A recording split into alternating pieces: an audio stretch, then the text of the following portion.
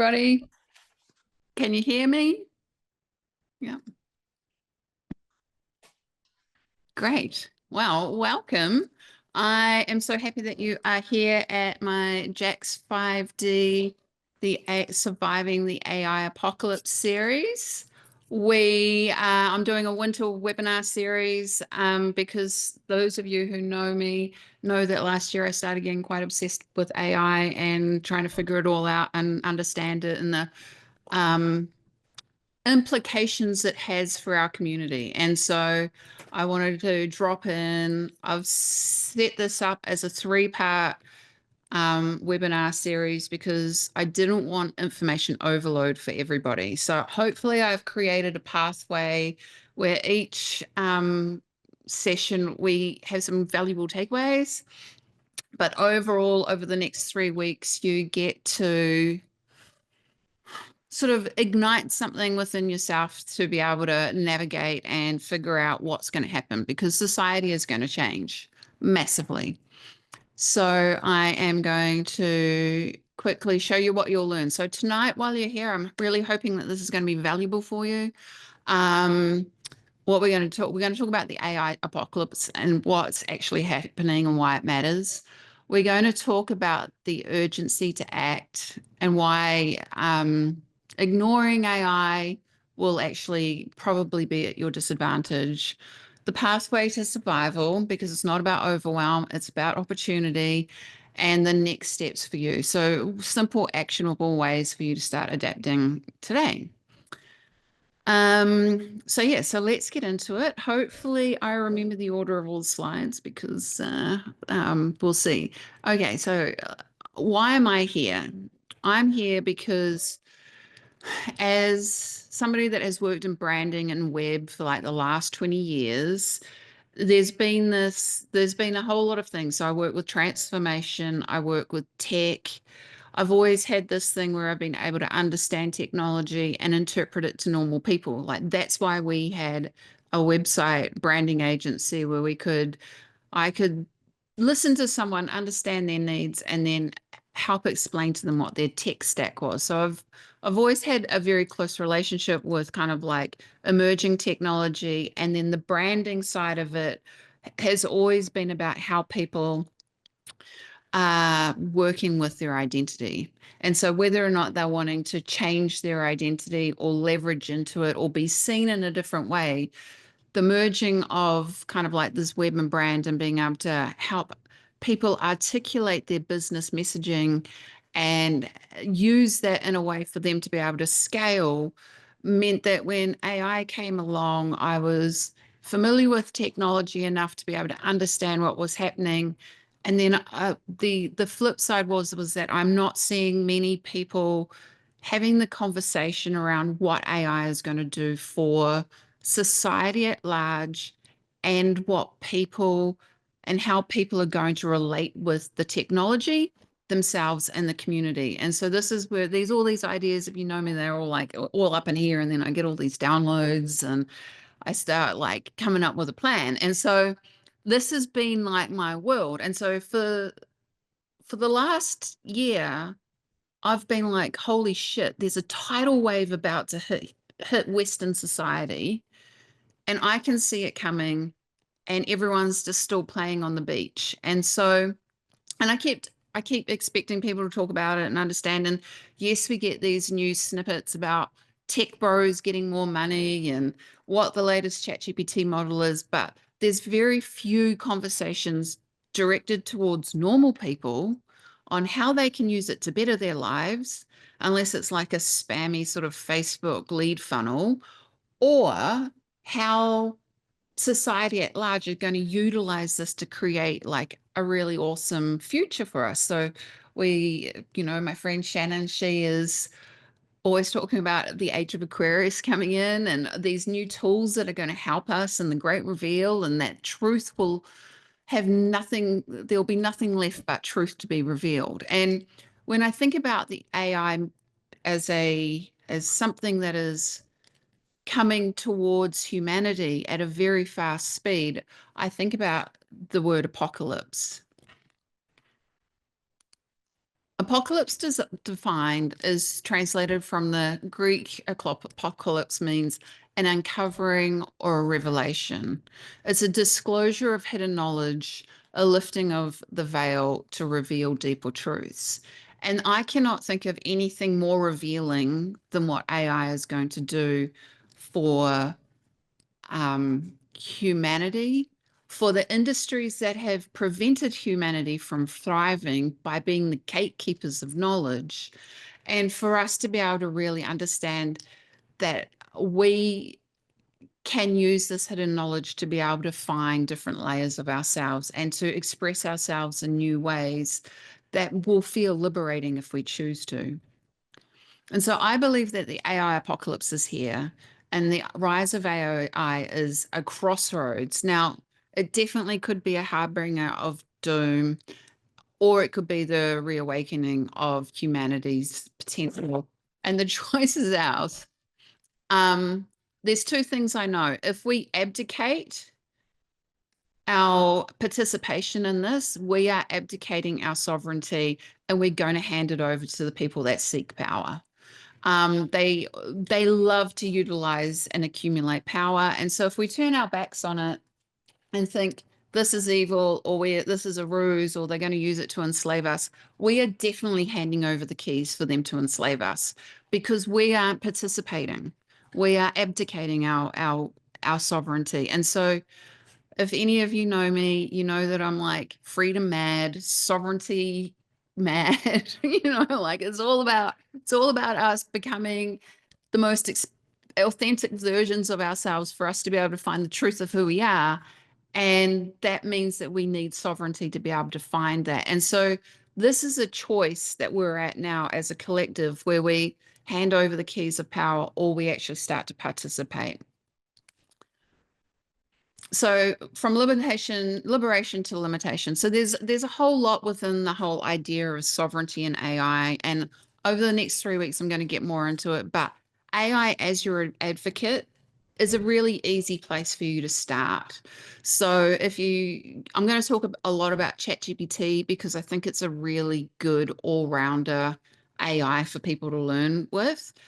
But obviously there's other generative language models that you can use. But say you use ChatGPT, you can upload your blood labs and get an understanding of what's happening in your blood without the doctor potentially saying that you need to go on medication. You get to have a discussion with somebody that's really, really smart, and you get to ask all the questions so that you have an understanding of where you are. Chris's mum had cancer last year. We could upload her test results. We could ask ChatGPT, and we were knowing more about what was happening with her than what she knew because the doctors weren't giving her as much information as what we could. So I'm not just going to talk about healthcare strategies, but I know has been a lot of discussion over the last few weeks about medical freedom and the rise of AI. And I have a very different perspective to present really what we're hearing in some of the chat groups online. And so AI as an advocate for your health, for your investment portfolios, for your legal protection, you have got a resource there with different levels of reasoning that you have access to be able to get really high level information for free or for $20 a month, or if you wanted to, $200 a month. I don't think anybody needs the highest model here. Reimagining the systems. So when we've got this utilized tool that can liberate us from some of the potholes in our life where we might need a little extra support through knowledge, we also get to start reimagining how we could create our lives collectively.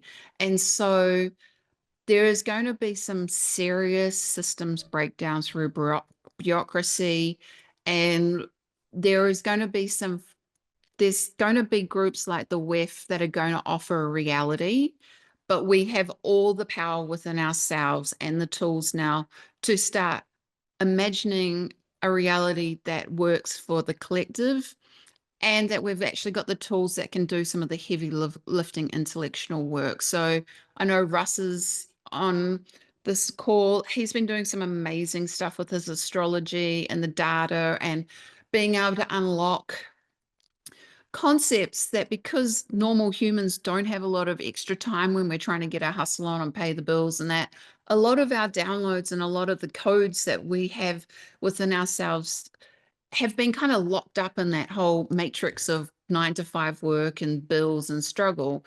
But now we can unburden some of the heavy intellectual burden by offsetting that with AI systems for us to expedite these ideas and to be able to play with them. These elements give us a huge amount of personal empowerment, because AI is not going to judge you. AI is not going to go there and say, you can't be the next Tesla. Like, really? You are just you. There's not going to be a level of judgment. There's not going to be a level of lack of time or resources. It's going to help work with you and the roadblocks and the limitations that you have and work around those. And so I believe that the utilization of this technology, when applied to normal people, the major changes from humanity are going to come from the people like you and I are that just fucking around at night and we find the eureka moment. It's not going to be through the big labs that are trying to figure out the next cure for cancer. It's going to come around by the determined, curious, playful people. And so AI at its basic level is a tool for self-reliance. And I'm talking politically, I'm talking as a citizen of Earth. And I think that we need to kind of think of it as like the Second Amendment for AI, like the promise of self-defense. If the overlords were trying to use AI to, turn us all into slaves or whatever the worst case scenario is, if we are utilizing this tool and understand it and can use it, we can then sort of play out their own game. It's kind of like, I see it as like a mini arms race. Like, you think you guys are going to do this, we're going to do it. And there's this whole concept within the world of AI, which is that there is no bridge. So we saw this last week when OpenAI announced that they were going to release this new platform, and then they thought that they had this advantage, and then DeepSeek kind of like followed up a week and a half later. And so the ability to take something to market that's open source and free, and I'm not saying that DeepSeek's 100% free, but for this example, means that it doesn't matter if there's going to be AI groups that are trying to hoard all the information. There's enough flourish there for it to adapt within the environment for us to still be able to utilize it enough. And so I think that's going to be able to create unlocking of potential. I've been reading about like kids just like doing like, a 25,000 word patent summary that would normally cost $10,000 for a lawyer to do, and them knocking them out in a night and being able to, get their patents approved quickly, where that would have been, a cost prohibitive barrier to a kid at high school. No, that I was just reading that the founder of HubSpot, the research that took HubSpot 8 years to compile, they did in 4 hours with OpenAI's new research model. And so you can see that when we were thinking about manifesting and we want to speed up the timeline so we can get everything we want, we're actually sitting on technology that can give us a very, very creative, fast-moving change towards the positive. And the thing that I don't call artificial intelligence, I call it archival intelligence, because I believe that it's been taught on humanity's best. Like, like we've got Einstein, we've got, Beethoven, we've got the best lawyers, doctors. It's all documented, Shakespeare. And so when I sit down to do something, I kind of think of them as like my spirit guides, like, yo, let's get the squad in on this and let's see what we can do. And so it doesn't feel like it's artificial. It feels like I'm bringing up the Akashic records, or I've got the team of humanity helping and collaborating with me, because that's exactly what it is. And the idea of artificial is just another one of those word tricks that make the people who might be potentially more into a natural organic existence and that deviate from it. And I was reading that when they first started playing with this technology, it was named something like the syntax link. And the whole idea was it was going to be able to connect all the minds of all the greatest people in the past together. And they removed that name and started calling it artificial intelligence because one guy wanted to own the patent of it and destroyed this idea of it being a collective consciousness. And so I'm on a mission to kind of bring this back into the vocabulary because I think it's a very important way that how we relate to this technology is how we frame it and how we see it. Okay. Let's see what else I've got. Okay, so basically this is where I'm going to say the future's in your hands, guys. The question isn't what AI can do, it's what you will do with it. Because at the end of the day, you've come to this earth, it's your experience, and you do actually have the greatest minds of humanity at your fingertips. So the only thing standing between you and your potential is your unwillingness to engage and to understand how you can utilize it to really help embody the missions that you desire to have on this earth. Okay, so that's kind of like my apocalypse breakdown. I absolutely do think that shit's just going to get fucking mental. So I'm not like trying to say that this is like this utopia at the moment. I think that it definitely can be a tool to be able to get me my sci-fi Star Trek future that I want. But I think we're going to have to be really mindful about that as we traverse this. So I am saying there is an urgency to act. Okay, so AI's impact on industries is just crazy. Like there's this whole thing about task automation.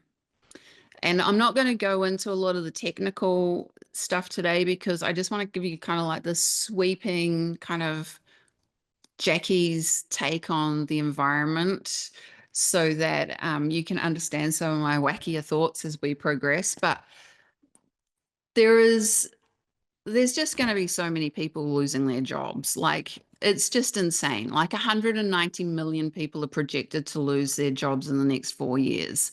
The experts are saying that they're not losing their jobs. They're going to be reallocating tasks to AI. So there's a lot of trickery in the language out there at the moment. And that's because when you're trying to ask for $1 billion to raise capital, you want to look like the good guy and you don't want to look like you're the person that's going to like disrupt entire industries. And so I do believe that there is going to be lots of there's the biggest opportunities are for solopreneurs, creatives, and very small businesses. They're going to be the ones that are able to thrive the most without too much identity death and without too much having to absolutely learn a new skill to be able to like make money. And so the industries that are going to be hit hardest by AI at the moment are marketing and advertising. I could tell last year when I started using ChatGPT and it was kind of like this thing, I was like, holy shit, what I used to pay 4 staff members to do for a month to get done, I can get done in a week by myself or with Chris. So the absolute sheer volume of work and the speed that it can be done. And there was a whole lot of things like, oh, wow, this is great. I'm not having to deal with meetings. I'm not having to reiterate what I'm saying all the time. Like in my mind, there was this check box of excitement. Like, this is great. And then it was like maybe 3 months later when I was like, well, this is so good that everybody should be able to do it themselves. And I probably won't need to be doing this work anymore. And so there was this understanding that this is amazing because there's the level of autonomy and empowerment that people can have. And I've always worked with small to medium businesses. So I see it as like this amazing opportunity for them. But I also see that when larger industries and larger marketing agencies and that they're not going to be able to employ the people that they used to just because the technology is going to do a lot of the hard labor. Legal and finance, I'm pretty hyped about this, to be honest. There's not much goodwill with lawyers. So when we can get our contracts and draft our contracts and understand exactly what we want and maybe go to a lawyer to check it and it's like 1/10 of the cost, that's going to be great for us. For larger organizations, they're just going to not be employing junior lawyers. And so there's going to be, and the same with accountants. I was on a call with a AI programmer who lives in India last 2 weeks ago. And he wrote an AI program for an accounting firm in India. And when he started working with them, they had 365 employees, and that was August 2023. By August 2024, they only had 25 employees because AI had taken 340 jobs out of that business. And so it was just insane. He started getting death threats, like the magnitude of just, and he was saying the work ratio was that 9 hours of work from a human could be done in 1.25 minutes.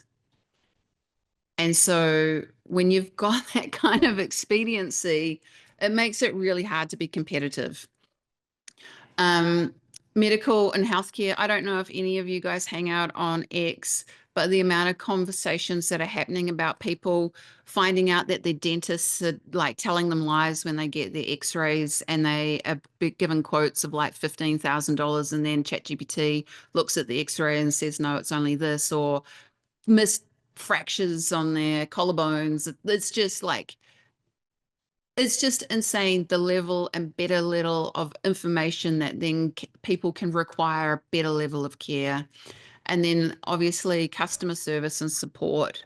AI chatbots are going to be taking over most. We actually did an experiment where we uploaded our phone bill to ChatGPT, asked it to find us savings. We then got it to use the voice control, talk to the Spectrum's person, and it saved us $100 a month on our bill. So it was able to do such a great job. But we were almost wondering if it was like AI to AI at that point, because we didn't know.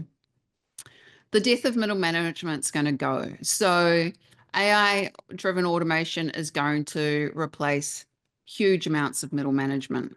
I think this is going to be interesting because what we're going to get is a flatter organization. And these flatter organizations are going to be a lot more egalitarian because it's going to be closer relationships between sort of like the top and the newbies. And there's going to be these relationships which are a lot more faster to implement ideas. And they're going to have, there's going to be speed and lightweight mobility. But when you've got bureaucracy and middle management and they're trying to protect their position and minimize risk, we often get a lot of stagnation and corruption within organizations. And so there is going to be this flatter way that larger businesses are going to operate. I think we're going to see a lot of really good outcomes, but we're also going to see a lot of people that are, having to look for new work. They've been, and they're probably going to have had some status and prestige with their middle management role.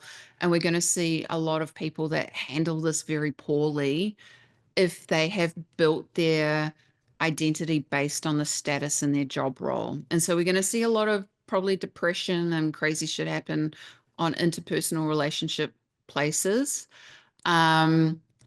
But I think industry will be a lot better for that. And you're going to see the AI literate employees being the ones that thrive. And so there's going to be a lot less of a vertical and more of a horizontal, where there's going to be kids that understand how to run multiple AIs and workflows in order to get a lot of work done. And they're going to be very powerful at being able to mobilize and get shit done quickly. The creative industry is, it's interesting because the creative industry and the creative economy is touted to be the one that flourishes the most during the AI revolution.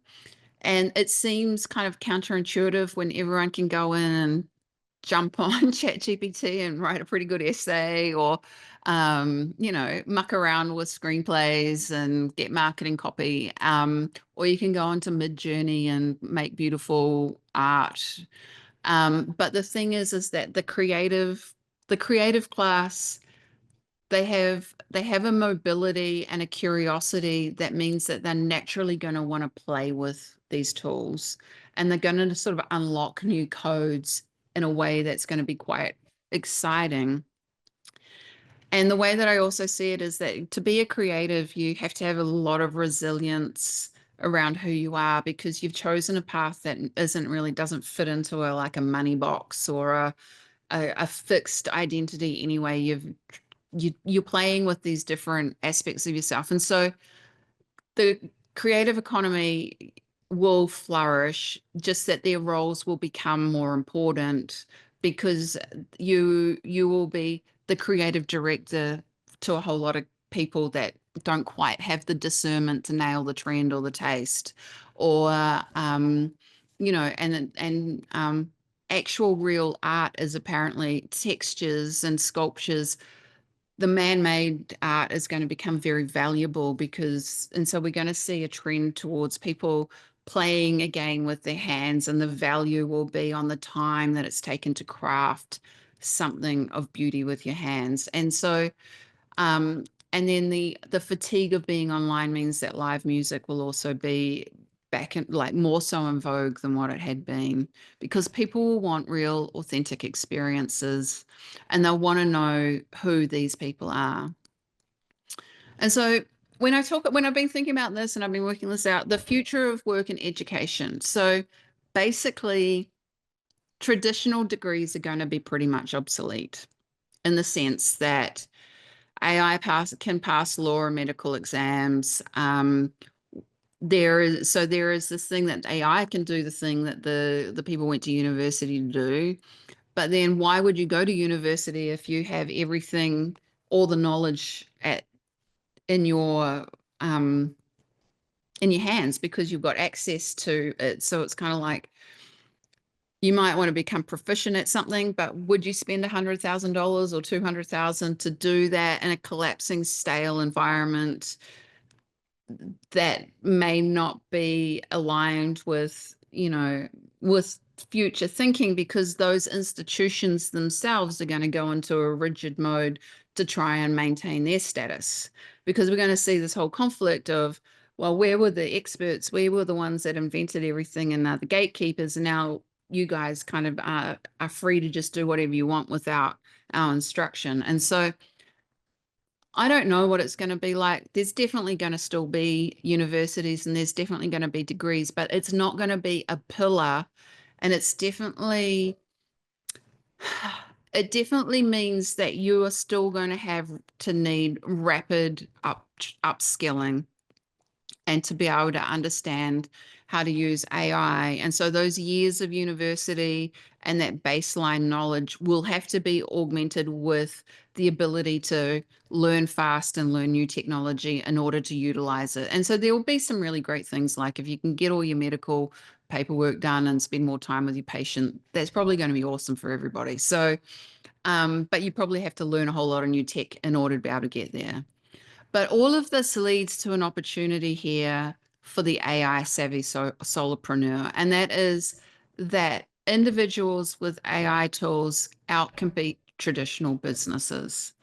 And this is where I really think that with the right plan and the right workflow, everybody should be able to operate here and thrive in this environment. And I'm not saying that this is a long-term thing, but there's this kind of weird paradox that you need to use AI to survive AI, right? Like, if you aren't like smashing out your marketing and understanding how to use chatbots for your to answer people's questions, or writing a book so you can position yourself as an expert in your field, and you are able to take some of that accounting and all the million things that you're supposed to do, and you minimize that, you get more time with your customers, more time to collaborate, more time for your mental health, and more time to look after yourself, and hopefully more inspiration to be able to create a more interesting journey for you as a human on this earth. And so I'm really excited about this. Everything that I'm reading sort of points to this as the place where the people that are setting themselves up in the next 2 years are going to be able to ride the wave for the next 5 years when there's going to be seismic change. So that's kind of like where my overview is at the moment. There's still a whole lot of unknowns. And I think that one of the things that we at Ghost Flower are used to doing in our creative work is holding the hands of people who are wanting to step off into the unknown, and knowing that that liminal space is where the magic is and where all the potential is. And so my goal is to have people have that kind of relationship with AI, because when AI first started coming out, there were a lot of people that had been hearing about the transgender, not the transhumanist agenda. We'd all come off the back of COVID and the crazy shit that the sort of like this authoritarian sort of theme was coming into. And there was a whole lot of structure trying to stop change from happening. I definitely believe a lot of it was nefarious. But if I even take that away, it was just trying to put structure in place in order to prepare for change. And what happens is that if you put too much structure in, it becomes very brittle and very breakable. And I think what we're going to see now is a whole lot of systems crumbling because they weren't set up for change. They were set up to um, maintain the system. You know, most systems are set up to maintain the system. And so this is where my brain goes, is like, okay, there's going to be some crumbling of some systems. There's going to be epic mass ego deaths, because if you've been a lawyer and you've traded on your place and status in society, and now those people who you have contempt for that come to you, but they're your bread and butter because they get their wills updated and they don't no longer need you, you're going to be like, what the fuck am I doing here? Right. So there's going to be a lot of internal sort of soul searching, which I think is going to be amazing. There is going to be a lot of confusion, and just like no one's going to be able to give anybody any really clear answers, because everything is in this place of being reorganized. I kind of think of it as like if you play Tetris or one of those games and you run out of moves and you need to press the buttons to shake it all up so you can keep playing. That's what's going to happen over the next few years. And so we're going to see people that were that we looked towards, that we looked for guidance to, and we're going to hear them start saying stuff about AI, and it's going to be really, really kind of like threatening, and they're going to bring in the fear. But that's how they traded and got their position, because they saved us from, you know, other stuff. And so there's going to be a whole lot of like, who are the people? Where can I get my information from? And that's really where you have to really have trust in yourself. And so, yeah, so we need to understand that industries are going to change massively. Creativity is really going to be important for you, but it's also going to have a lot of impact. And that the automation is going to raise a lot of questions about human control and the future of work. So we're going to have a lot of external noise and external soul seeking. And we're going to have to really use our discernment with this, because we know that AI could be a tool to concentrate power in the few's hands. We could potentially lose sovereignty, through over reliance. If you just keep like bypassing your shit out to ChatGPT and never really thinking about it, you're probably gonna like lose some of your wit and kind of like diminish your essence. So you don't want to over reliant on it, and you definitely don't want to have some sort of place where you're trusting AI to make like core human decisions that have any kind of like say over what we can and can't think. There's also the threat of just like amplified intelligence. And this is where you get a lot of the horror stories where like AI is going to get so clever that it's going to just not see the intrinsic value of humanity and decide to wipe us out. And so we're going to get a lot of like extreme catastrophes and people's sort of like fear manifest in that kind of story.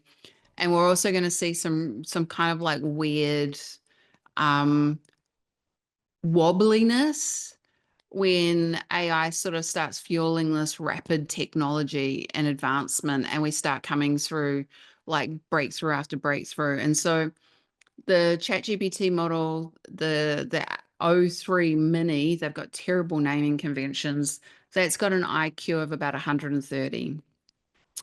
But they're saying that by the end of next year, the most basic models will have an IQ of about 100, 175. So we're looking at everybody having access to IQs that were better than Einstein. And they're in our hands where these things are going to be able to create new advancements and discover breakthroughs that we have no idea, that we can't even comprehend at the moment. And that's going to feel really scary. It's going to feel like the wool's getting pulled over our eyes, that there's too much change happening too fast, and that we're going to have to adapt, and we may not feel ready to adapt. And so the whole duality of the AI adventure is that it is really either about it's empowerment versus control, which really is the story of every epoch of humanity. So I don't think it's a big reveal there. But AI can enable individuals to access information, resources, tools. You can start increasing your personal agency and contributing to how you walk this planet. But the flip side is that you could hand all of that over and just let people monitor you and manipulate you and influence you. And so what I am saying to the people that I love that are really like hawks around freedom and privacy is that we need you in this conversation, because potentially the people that go along blindly with everything, they're probably going to go along blindly with AI and not see it as a tool of, you know, of optimism and utopia. And with that comes this thing that we need the Hawkeyes on this. Like, we need Hawkeyes on this. We need people making sure that we don't lose our freedoms, making sure that stuff is like fair and transparent. And so if you've got a little sort of like you care about freedom and it's kind of one of your hobbies, I think getting involved in the conversation around AI and freedom would be a really good hobby for you to take up. So if we can move past and understand that, yes, there are some threats, but there's always going to be threats. The thing that I always talk about in my work and in my writing and pretty much anytime I get to talk, it's always about making sure that you're aligned with your purpose so that you find the most authentic version of yourself. And there is absolutely no difference between you sitting at a blank piece of paper and bringing these kind of ideas to a blank piece of paper as there is to working with AI. The first is that you really want to be intentional with your integration. Like, you should always be sitting down using AI with an awareness of its potential and its drawbacks. You know, there's going to be a lot of fear mongering. AI is going to be positioned as the villain, because once all the tech bros get their money to build this, then they're going to want regulations to be able to create monopolies. And what we're going to see is we're going to see a lot of fear mongering stories around kids killing themselves because they fell in love with a chatbot, or grandma going crazy because she got ripped off by a chatbot scamming roofing company. And we're going to eventually see, and I would imagine it's going to start middle of this year, where the mainstream media potentially is going to ramp up horror stories around AI because they will need the everyday person to call for regulations in order for them to be able to create monopolies. And so we've got to be aware that when people are accumulating power, they also use those Trojan horse warnings of kindness in our children and our grandparents and mental health in order for us to react by saying, help us, government daddy, help us. And this is exactly where we want to make sure that we don't fall into these traps. So the awareness needs to be that it's not just about potentially handing over, our brains and just mindlessly sitting there letting ChatGPT spit out a whole lot of bullshit that doesn't even mean anything or doesn't resonate with anybody. But we also got to be mindful that we're not going to get tricked into like playing the game that the powers often play, right? So we got to make sure that we've got some intentional integration there. We've got to make sure that we are using it as a tool of augmentation, not replacement. So people are talking about them being fearful of being replaced. But then I go on to like Instagram and Facebook, and everyone's just replacing themselves with these trite Facebook posts that have obviously been written by ChatGPT. There's no soul, there's no thought, there's no essence. And basically, they're just replacing themselves with like cardboard cutout bullshit. And so we got to make sure that when we use these tools, we're using them to elevate the experience of who we're communicating with, the experience of who we are, and actually using them to elevate who we are to our best potential, not kind of like AI bypassing in some sort of like numbed out way.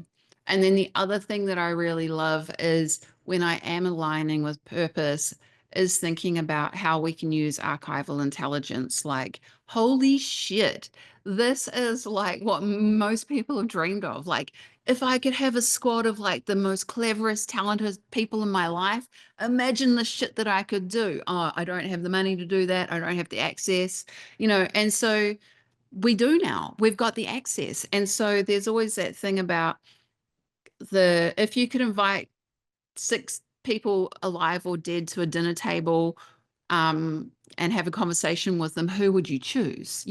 This is our opportunity in some way to be able to use those people to elevate and access and adventure into interesting experiences for ourselves. So, taking action. When you start to take action, things start to build momentum. And so, when you are the individual and you're just at home and you're trying to figure out how to play with AI, eventually you'll want to have a toolkit that you can use so that you're building systems that promote efficiency, both in your work and in your life, and even in your relationship and spiritual well-being. And then you want to be able to build when you're working within teams, whether it is you've got a small business and you've got staff, or you're using people to help collaborate and grow. You want to understand what their AI sort of toolkit is as well, so that you are utilizing and being mindful about how you collaborate together. And then, of course, you want to future proof. So you want to kind of be making, like staying ahead. Like, okay, so they're talking about this AGI. What does that mean? How will that affect me? What are the economic changes if I'm a yoga teacher and I think that I'm protected because AI can't replace the yoga teacher, but I'll hang on a minute. All the people that I sell yoga classes to are all kind of like getting diminished in their income. How is that going to work? How am I going to work? Do I have to start creating content to go online? Because if everybody is unemployed, they'll want to get fit because they've got all this time, and they might want to use me as their yoga instructor. So you're going to kind of have to play in this place as a mental exercise, just so that you're like loose and mobile and ready to adapt.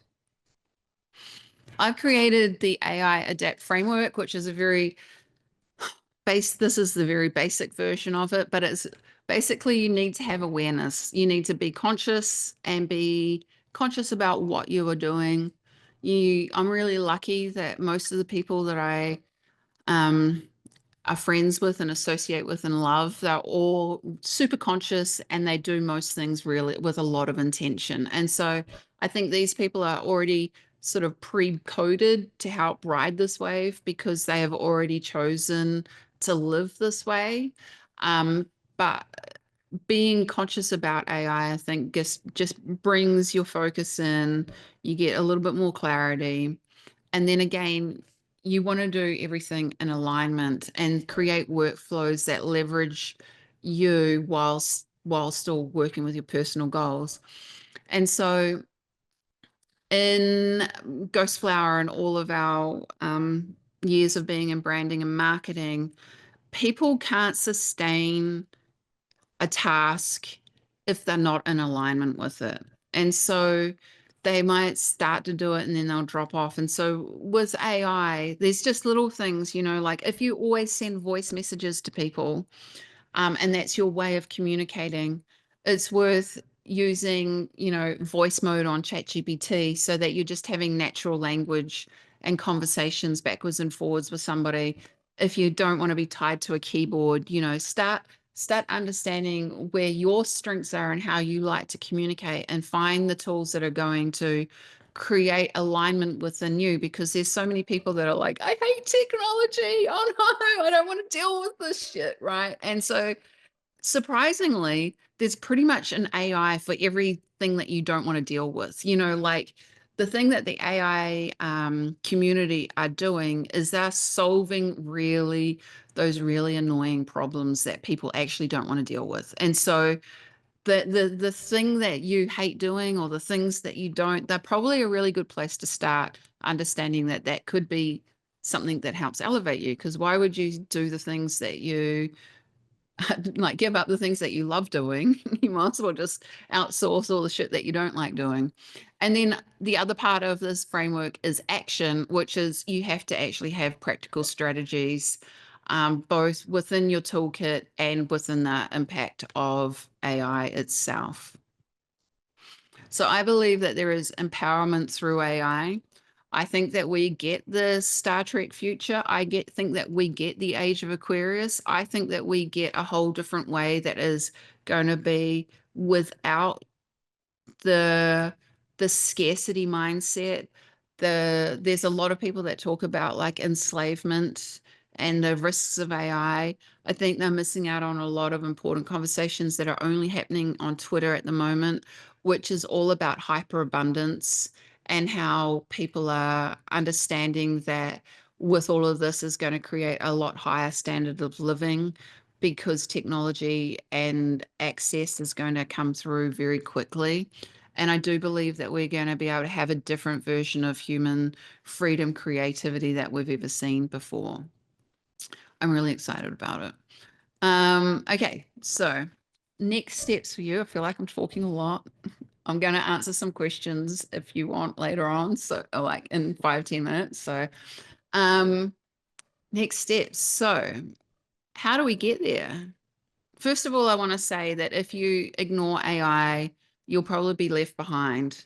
And the way that I see this is, I remember the summer that Chris and I decided to, Chris is my husband for you, no, we decided to learn the internet. And so we decided to figure out what an email address is. We figured out what a website browser was, and we really were mindful about learning about it.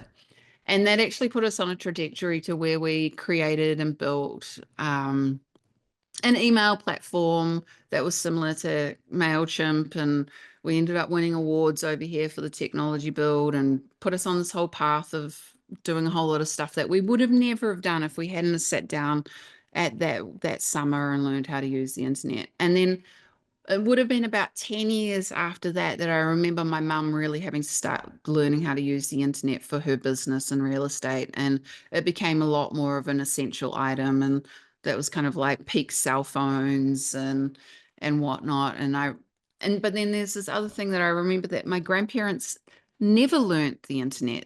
They never had access to it. And so we have to understand that there's going to be choices here that we make depending on our age, depending on our desires, where we might be at the beginning of this, where we understand and it takes us down a path that we never expected, or it might just help facilitate that path in a way that is beneficial to us. Or we might just sit on the sidelines and wait 10 years and see how it all plays out. But we're not going to be proficient at it compared to the people that have. And then, of course, there's going to be people that stand on the sidelines and think, nah, fuck it. I've had enough of technology. I'm gonna listen to my wireless radio and watch my TV, and that will be it. And so this train it's not going to stick around. It's moving fast. And so what we've seen the Industrial Revolution took 100 years to change the workforce. Now, I'm not a fan of the Industrial Revolution, but I do think that it got us to some pretty cool experiences as a collective. So we'll put that to one side. The internet took about 20 years for it to become an essential business item. And in that you know, there was never 1 minute when I can remember setting up an email account and trying to figure out what it meant that I would be walking around with a cell phone, being able to make video phone calls to my family across the other side of the world. Like there was no connecting the dots. And I don't think anybody really did at that point. And so we don't know where AI is going to take us now because we didn't know where the internet was going to take us. And we didn't realize that we'd be streaming TV shows and, driving cars, drivers, like driverless cars, so there's a whole lot of stuff that was unexpected. The thing with AI is that it's completely reshaping industries in months. So what the internet took 20 years to do, AI is taking in 2 years. And so that window of change it's super fast, which means that we don't have the luxury of like just marinating in the juices. We can definitely just marinate in the juices, but in order to kind of be aware that everything else will be moving really fast. And you start hearing sound bites that will, Meta says that they're going to stop employing 25% of their workforce because of AI agents this year.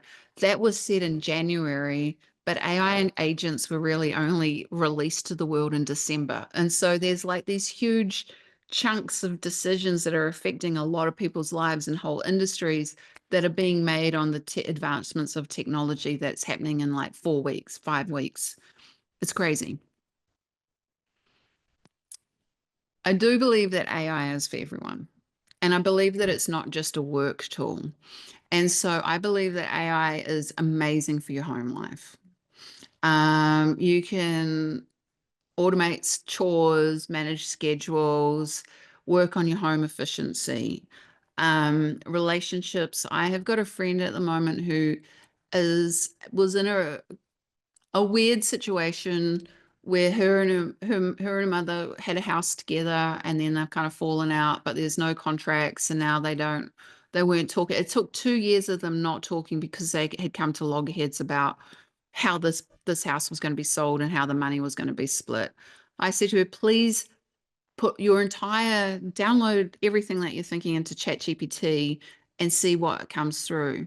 Within 2 weeks, the mother was sitting with her having lunch with a plan to resolve it. And within 3 weeks, they were in agreement of how they were going to move forward. And so this huge thing that had taken 2 years that had wrecked their relationship, because my friend had been given some advice that helped navigate with some clarity in language without the emotion, it really meant that her and her mum are coming back into a good relationship with each other. I put DIY mechanics as a example here.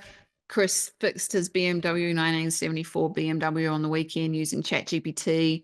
Really random part that was like obscure, something about a carburetor, something about a custom exhaust, and within an hour or so it was all fixed, which would have probably taken, we live in the hill country, you'd have to find a BMW motorbike mechanic in order to get that work done, and the cost and the time and the involvement of just finding those people. And so we use ChatGPT all the time for like home stuff. Parenting, I definitely think you can do some good parenting with it, which sounds counterintuitive, but I really think that the personalized advice that you can get is amazing. There's a lot of trauma that we read things through, and we take our own trauma into an experience a lot.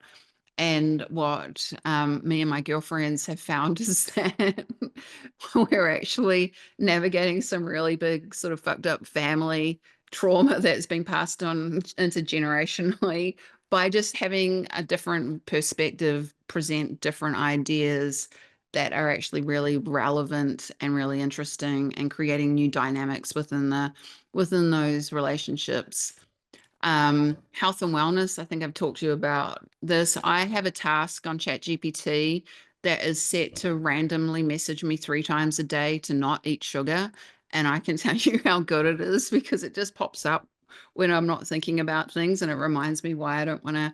And every time it sends me a new message about why I wouldn't want to eat sugar, which is a relationship that I struggle with. And so it's really nice to have something that's not like, oh, it's 11:11 and my alarm's going to go off and it's going to tell me. It's random, it's dynamic, it's funny. And so I like that aspect to it. And then personal finances is huge. I was talking to my friend in the UK, Todd, and one of his employees had his landlord tell him that I think he had to move out of the house that he had been renting for a long time unless he paid a lot more money. And the guy uploaded his lease agreement into ChatGPT, and ChatGPT told him exactly what to say in order for him to not have his rent put up and for him to be able to stay in the house. And so there is such a level of empowerment by giving people without the right set of skills or access to the skills, the knowledge and the vocabulary in order to be able to sort of advocate for themselves. It's pretty amazing. So I believe that we're going to have a gap. We're going to have the AI adaptive and the AI avoidant. And I'm hoping that without becoming mega fans and completely like brainwashed by AI, I'm hoping that most people that I work with understand that using AI it can be really exciting. For starters, it can be quite transformative. But at least if you're not going to use it as sort of like a higher expression of your personal human experience, you can at least use it to like be strategic around offsetting some of the day-to-day tasks. And the way that I see it is that I didn't come to planet Earth to write a lot of emails. There was not once in my childhood where I thought that I'd be spending, 10 hours a week writing emails.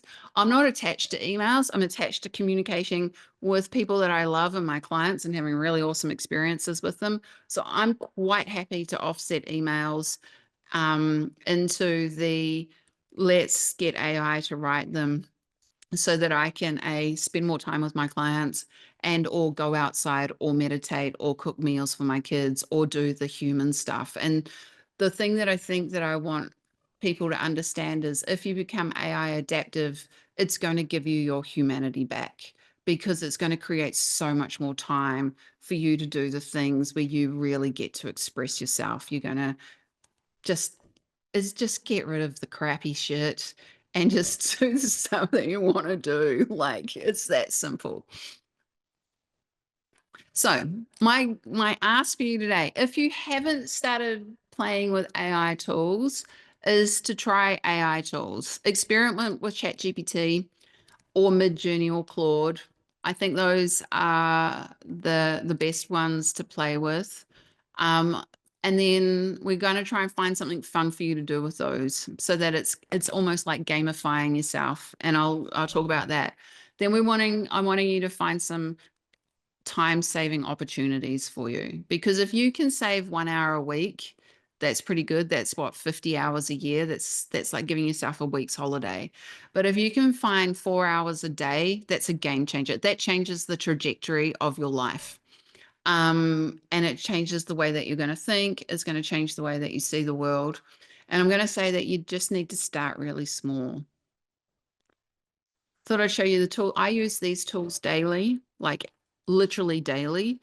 I use ChatGPT for my grunt work and my organizing of ideas and brainstorming. And if you guys know, Chris and I have a YouTube channel where we write meditations. So I construct scripts of meditations where I've got all the parts and then I'm fine tuning them in ChatGPT.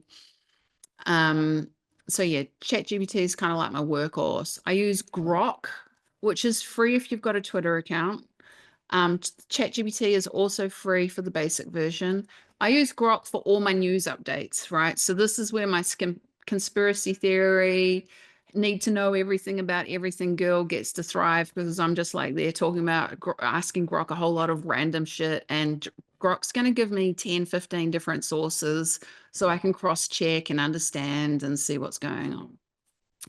I use Perplexity as my search engine. So I haven't used Google for years. I don't particularly like DuckDuckGo or whatever it's called, but it's been my default for years. I tried Brave, wasn't that great. Couldn't steal, like image search. Perplexity is fantastic as your search engine. And I'll tell you the reason why, because if it consolidates answers and search results into an answer. And so I'll give you an example. So when I was really feeling really stuck when my brother died last year, and I knew that there would be a Kundalini move that would help me move grief through my body. But I couldn't find anything on YouTube, I couldn't find anything in our books. And so I asked Perplexity, can you find me a Kundalini Kriya that helps with shock and grief? And it searched and it was like, well, yes, actually, there's this person in Australia and she's done this series of kriyas that help with bringing the flow back into your body. Because if you've had a shock, your chi's going to be frozen in time. And if you've got the grief, it's not going to want to move forward. And so within 2 minutes, after months of kind of thinking about it, there was this amazing set of kriyas that I could do to help me use it. And it was just an amazing example of the level of articulation to which you can talk to AI and it finds you the right resources. And it does that because it uses YouTube's transcripts. So it's not just utilizing YouTube's titles, it's actually using what's been said on every single YouTube video as well as a way for it to be able to find information. So it's really powerful. I use Zoom AI Companion when I am taking notes for my business calls. I also use the AI, the transcripts from Zoom, and then I'll upload them into ChatGPT. I find that's a more nuanced way of taking notes, but the AI Companion's fantastic as well. And then I use Gamma AI for presentations and sort of document layouts. Okay, almost finished, guys. Okay, so I wanted to show that the way that you want to invest in skills is just start off with some casual use. Your phone, if you're on Meta, you could even just start using Meta AI and start designing, I don't know, silly sweaters for Christmas designs, or using it to try and figure out where you would want to go on holiday and create a mood board. You know, most of these AIs have some sort of visual app. It's a good place to play because you get an instant gratification of seeing something that was in your mind now on the screen.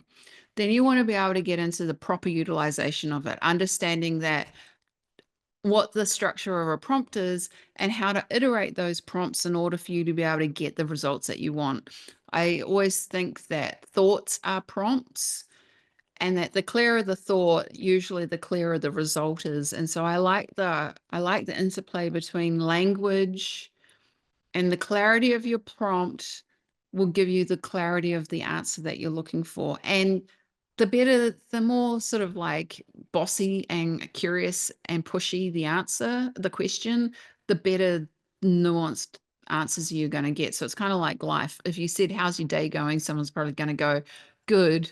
But if you're like, tell me about the best thing that happened to you today and why that meant so much to you, you'd probably unlock a whole lot of interesting information about that person. And so understanding the proper utilization of both prompt engineering, iterations, and then also how to use workflows in order to optimize your time is really important.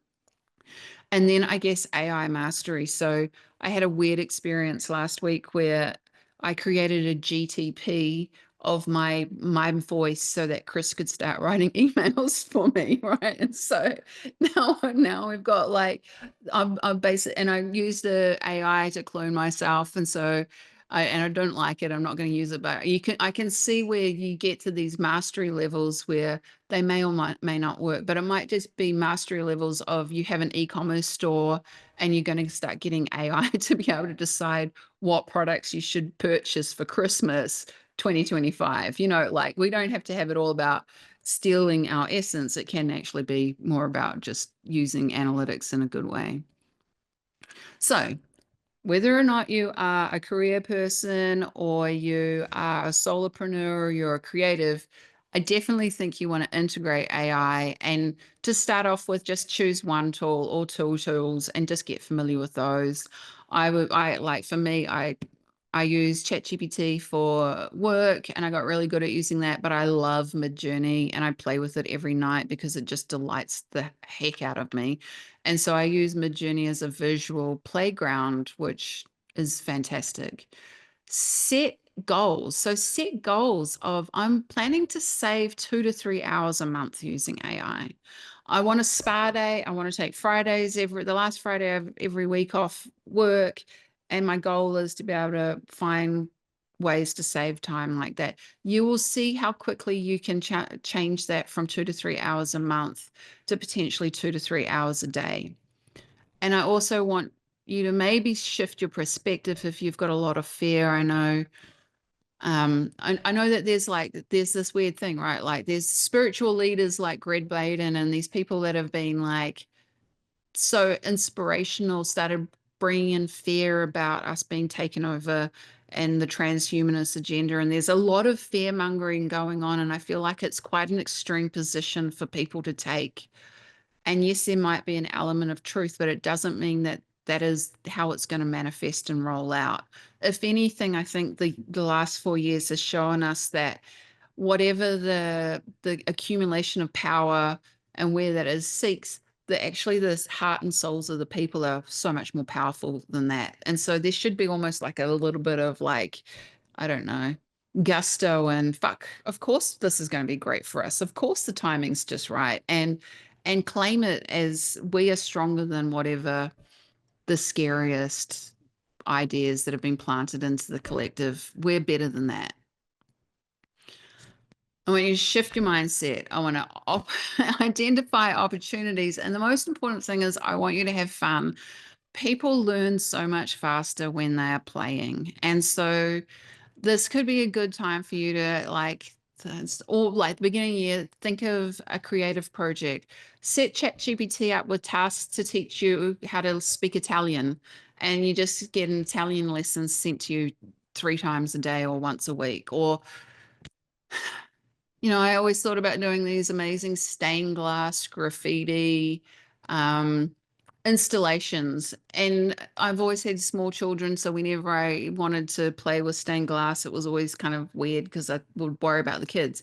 Maybe I just start imagining what stained glass graffiti art would look like in Midjourney, and maybe that would inspire me to go take a lesson. So just think about it as what part of me would I want to have a little fun with? Maybe it's like imagining your dream garden and looking at what plants you'd want to plant. So yeah, so that's pretty much, I think that's pretty much all I've got to say. I'm going to answer some questions. I also want to tell you how I can help you. So basically, I want you to help you master your AI and elevate your game. And so what I have been doing is been giving people personalized AI training. So I have been doing one-on-one coaching, which is really to get people up to speed and give them some like solid workflows and understand how that they can save time and work on projects and utilize it in a way that is quite transformative, whether it's about learning how to use it for social media or learning about it to just write newsletters. I have showed people how to take all their text messages and turning that into a book, or because they always write the dopest kind of wisdom in their text messages, and they were like, man, I wish I could put this into a book. Yeah, you can do that now. I'll show you how to. I've worked with someone who was wanting to start up their own business, and we created all of their research on whether or not their idea was going to work properly. Then we created a blueprint for her to be able to go through and do step by step what she needed to do in order to get herself up and running. Had clients use it to be able to set up their own companies and look at how they're supposed to be setting up their um, structures. And so there's a lot with an AI that if I teach you how to use the tools, then all this opportunity opens up for you.